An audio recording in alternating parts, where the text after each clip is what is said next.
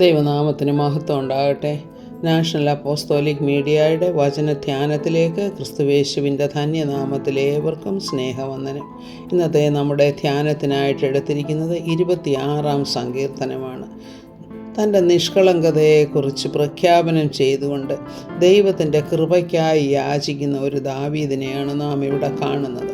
2 കാര്യങ്ങളാണ് പ്രധാനമായിട്ടും ദാവീദ് ഊന്നി പറയുന്നത്. എന്താണെന്ന് വെച്ചാൽ, ഞാൻ എൻ്റെ നിഷ്കളങ്കതയിൽ നടക്കുന്നു, ഞാൻ അറിഞ്ഞുകൊണ്ട് തെറ്റുകൾ ചെയ്തിട്ടില്ല, ഞാൻ നിഷ്കളങ്കനായി നടക്കുന്നു. രണ്ടാമത്തേത്, ഞാൻ ഇളകാതെ യഹോവയിൽ ആശ്രയിക്കും. 2 കാര്യങ്ങൾ. അതാണ് എൻ്റെ നടപ്പും എൻ്റെ സംരക്ഷണവും. എൻ്റെ സംരക്ഷണം നിൻ്റെ കയ്യിലാണ് ഇരിക്കുന്നതെന്ന് ദാവീദ് പറയുകയാണ്. ദൈവത്തിൻ്റെ വലിയ ദയയിലും കരുണയിലും മാത്രം ആശ്രയിച്ച് ആണ് താൻ ജീവിക്കുന്നതെന്ന് ദാവീദ് ദൈവമുൻപാകെ ഏറ്റുപറയുകയാണ്. ഇവിടെ പറയുന്നത്, യഹോവേ, എനിക്ക് ന്യായം പാലിച്ചു തരണമേ. അതാണ് അദ്ദേഹത്തിൻ്റെ പ്രാർത്ഥന.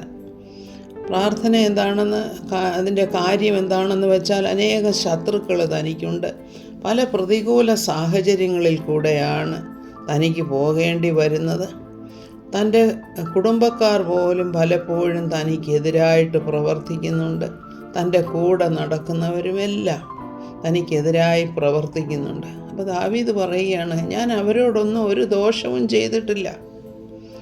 ഞാൻ ഇങ്ങനെ എനിക്ക് പ്രതിയോഗികളെ ശത്രുക്കൾ ഉണ്ടാകത്തക്കവണ്ണം ഞാനൊന്നും ചെയ്തിട്ടില്ല. എങ്കിലും എനിക്ക് ധാരാളം ശത്രുക്കളുണ്ട്. എനിക്ക് വളരെയധികം പ്രതിബന്ധങ്ങളെ നേരിടേണ്ടി വരുന്നു.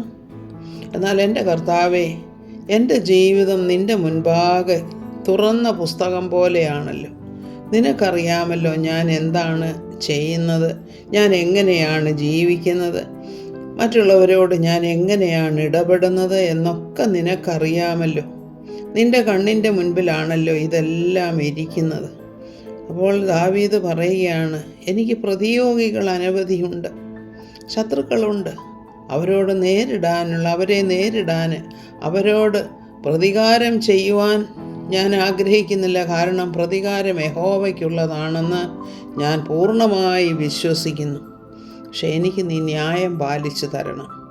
കാരണം ഞാൻ എൻ്റെ കൈയുടെ ബലത്തിലല്ല ആശ്രയിക്കുന്നത്, ഞാൻ നിൻ്റെ മഹാകരുണയിലാണ് ആശ്രയിക്കുന്നത്. അതുപോലെ തന്നെ തൻ്റെ ആ ജീവിതത്തെക്കുറിച്ച് ദാവീദ് പറയുന്നത് ഇങ്ങനെയാണ്, കർത്താവേ, നീ എന്നെ പരീക്ഷിച്ച് നോക്കണമേ. എൻ്റെ ഹൃദയവും എൻ്റെ അന്തരംഗവും നീ ഒന്ന് ശോധന ചെയ്താൽ നിനക്കറിയാം ഞാൻ എത്രമാത്രം നിഷ്കളങ്കതയിലാണ് നടക്കുന്നതെന്ന്. അതുപോലെ തന്നെ ഞാൻ ഒരിക്കലും കപടക്കാരുടെ അടുക്കൽ ചെന്നിട്ടില്ല, ദുഷ്പ്രവൃത്തിക്കാരുടെ സംഘത്തെ ഞാൻ എപ്പോഴും വെറുത്തിരുന്നു, ദുഷ്ടന്മാരോടുകൂടെ ഞാൻ ഇരിക്കുന്നില്ല. അപ്പം ഇങ്ങനെയൊക്കെയുള്ള കാര്യങ്ങൾ പറയുമ്പോഴൊക്കെയും ദാവീദ് പറയുന്നത്, സ്തോത്രസ്വരം കേൾപ്പിക്കേണ്ടതിനും നിൻ്റെ അത്ഭുത പ്രവൃത്തികളൊക്കെയും വർണ്ണിക്കേണ്ടതിനും ഞാൻ കുറ്റമില്ലായ്മയിൽ എൻ്റെ കൈകളെ കഴുകുകയാണ്.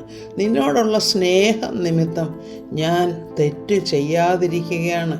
ഞാൻ കുറ്റമില്ലായ്മയിൽ കൈ കഴുകുന്നുവെന്ന് വെച്ചാൽ നിനക്ക് യാതൊരു വിധത്തിലും ഒരു പേരുദോഷം, അല്ലെങ്കിൽ ഞാൻ ആശ്രയിക്കുന്ന എൻ്റെ ദൈവത്തിൻ്റെ നാമത്തിന് കളങ്കം വരത്തക്കവണ്ണം ഞാൻ ഒരിക്കലും കുറ്റം ചെയ്യുന്നില്ല. അതുകൊണ്ടാണ് പറയുന്നത്, ഞാൻ കുറ്റമില്ലായ്മയിൽ എൻ്റെ കൈകളെ കഴുകുകയാണ്. ഞാൻ എപ്പോഴും അങ്ങയെ ആരാധിക്കുവാനായിട്ട് ഇഷ്ടപ്പെടുന്ന ഒരു വ്യക്തിയാണ്. നിൻ്റെ ആലയമായ വാസസ്ഥലവും നിൻ്റെ മഹത്വത്തിൻ്റെ നിവാസവും എനിക്ക് വളരെ പ്രിയമുള്ളതാണ്. അതുപോലെ കർത്താവേ, ഇങ്ങനെയൊക്കെ എൻ്റെ ജീവിതം നിൻ്റെ മുൻപാകെ തുറന്നിരിക്കുന്ന ഒരു പുസ്തകം പോലെയാണല്ലോ. നീ അറിയുന്നല്ലോ ഞാൻ എത്രമാത്രം നിൻ്റെ കരുണയിൽ ആശ്രയിക്കുന്നതെന്ന്. അതുകൊണ്ട് ഞാൻ നിൻ്റെ കരുണയ്ക്കായി വീണ്ടും യാചിക്കുകയാണ്. പാപികളോടുകൂടെ എന്നെ എണ്ണരുതേ കർത്താവേ, എൻ്റെ ജീവനെ സംഹരിച്ചു കളയരുതേ.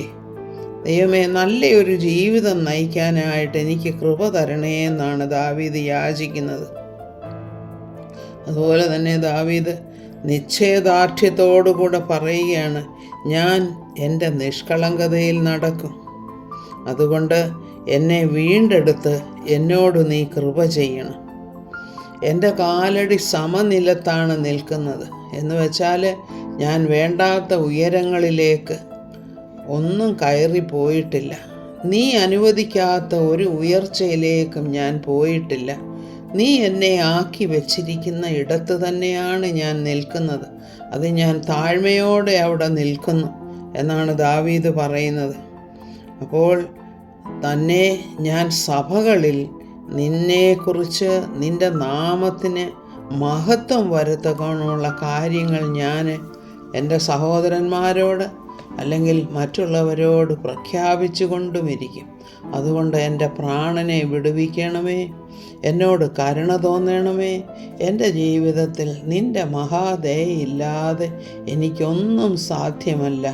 ഞാൻ തനിയെ പ്രതികാരം ചെയ്യുന്നില്ല, കാരണം പ്രതികാരം യഹോവയ്ക്കുള്ളതാണെന്ന് ഞാൻ വിശ്വസിക്കുന്നു. അതിനേക്കാൾ ഉപരിയായി നിൻ്റെ മഹാദയയിലും കരുണയിലും ഞാൻ ആശ്രയിക്കുന്നു. ദൈവമക്കളെ, ഇത് തന്നെ ആയിരിക്കട്ടെ നമ്മുടെയും ദൈവത്തിൻ്റെ സന്നിധിയിൽ വരുമ്പോൾ പറയാനുള്ള വാക്കുകൾ. ദൈവമേ, നിനക്ക് ഹിതമല്ലാത്ത വഴികളിൽ ഞാൻ നടക്കുന്നില്ല. നീ എന്നോട് കരുണ ചെയ്യുന്നതിനാൽ നിനക്ക് ഞാൻ സ്തോത്രം ചെയ്യുന്നു. അന്ത്യത്തോളം നീ എന്നെ വഴി നടത്തുമല്ലോ കർത്താവേ എന്നുള്ളതായിരിക്കട്ടെ നമ്മുടെ പ്രാർത്ഥന. മഹത്വം കർത്താവിന്. സ്തോത്രം.